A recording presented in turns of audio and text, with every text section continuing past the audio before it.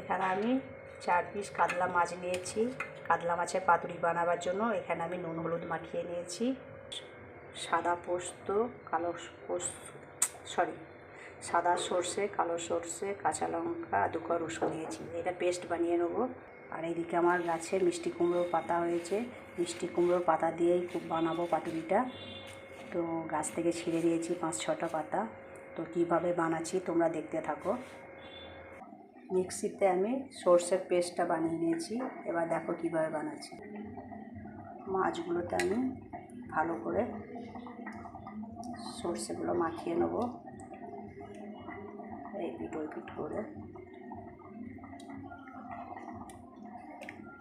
4টেতে।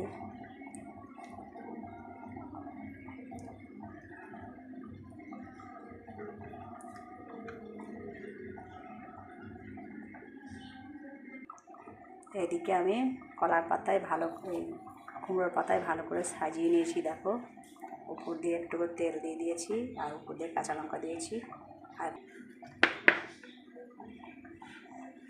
হালকা একটু তেল দেবো।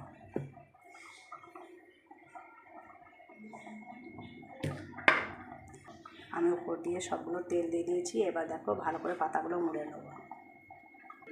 দেখো আমি একটা টিফিন বাটির মধ্যে সেট করে নিয়েছি। এবার এটা ভাপিয়ে নেবো। আমি কীভাবে ভাপাচ্ছি দেখো, দেখাচ্ছি তোমাদেরকে ভিডিওটা, ফুল ভিডিওটাই। আমি একটা প্যানে জল নিয়ে নিয়েছি। একটা প্যানের মধ্যে জল নিয়ে নিয়েছি, তার মধ্যে টিফিন বাটিটা সেট করে নেবো। এবার দেখো প্যানের মধ্যে বসিয়ে দিয়েছি, টিফিন বাটিটা ঢাকনা লাগিয়ে দিয়েছি। এখানে আমি প্যানেরও ঢাকনা লাগিয়ে দেবো যাতে হাওয়াটা না বেরোয়। আমি 20 মিনিট রাখবো।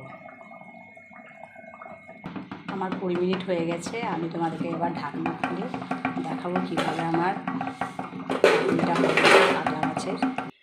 দেখো আমি তোমাদের ঢাকা খুলে দেখাচ্ছি। দেখো আমার কাতলা মাছের পাতুরিটা হয়ে গেছে। তোমাদের 1 পিস তুলে দেখাচ্ছি। তোমাদের 1 পিস তুলে আমি দেখাচ্ছি কত নরম, কত সফট আর সিদ্ধ হয়ে গেছে। দেখো